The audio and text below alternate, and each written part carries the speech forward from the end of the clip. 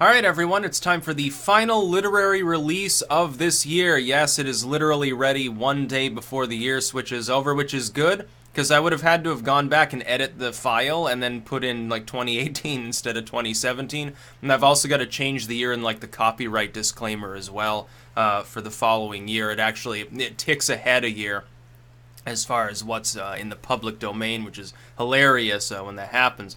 This one is by Edward Anwyl, which is Celtic Religion. Now, links in the description as always.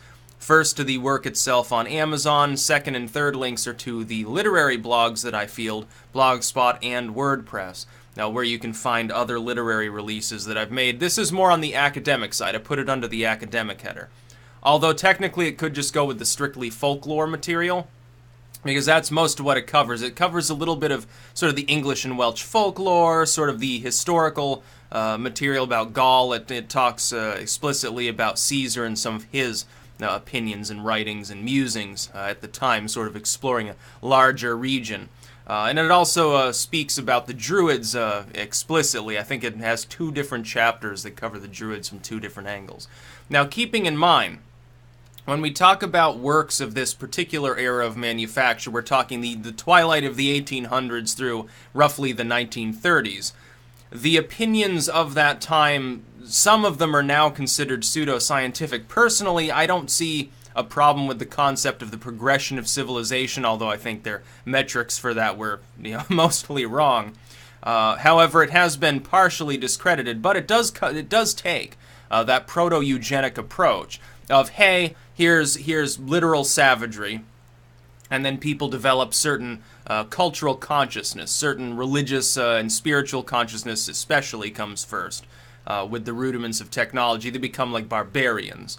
Then they move up through an uncivilized phase where they're like, well, they've gone past barbarism, they're technically enlightened, like the antiquated societies of Rome or Egypt maybe.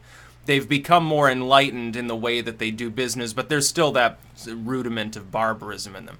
And then through civilization to the truly technologically adept sort of great power scale. And it was prefaced partially on observing the world at that time, split up as it were between the true colonial powers, maybe the lesser colonial powers, then the sovereign, westernized or civilized states, and then, the larger world, which was tribal still for the most part. And so that was sort of the way in which they projected that general view of the progression of man onto ancient societies as well. They used the same metrics when they were dealing with things. This gets into sort of the post, hey, are the Irish, the black Irish sort of thing that they were into at the time.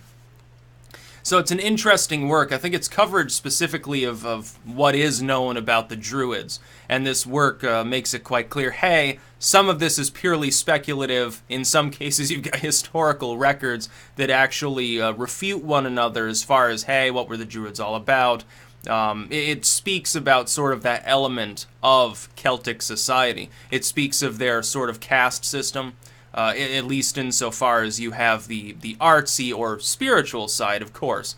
You have, I believe there was a Vater, actually, sort of in the middle, and then you have also the bards, poetry and music and so forth. And then you have the druidic side, which is sort of what you would consider maybe high magic ceremonial ritualism, insofar as it was probably practiced at the time. Of course, the Druids were heavily suppressed and largely wiped out. So it's an interesting work. It gets into all of this. It speaks also, and this is why I like it the most, not just of historical record or cultural anthropology, but also linguistics. And by fusing those together, and this was common at the time, you didn't have a differentiation, of course, within anthropology into these different subgroups.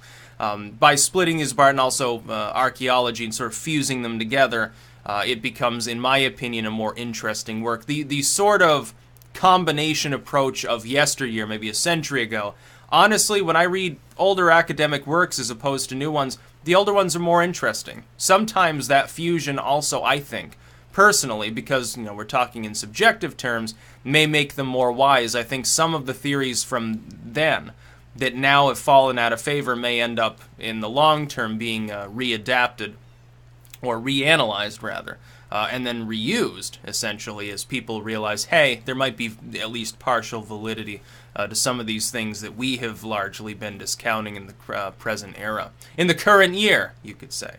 So again, link in the description of my edition of this work on Amazon, second and third links to my blogs. If you're into the academic side, there's a whole category of it, and both of the blogs are navigable now, so you can find those.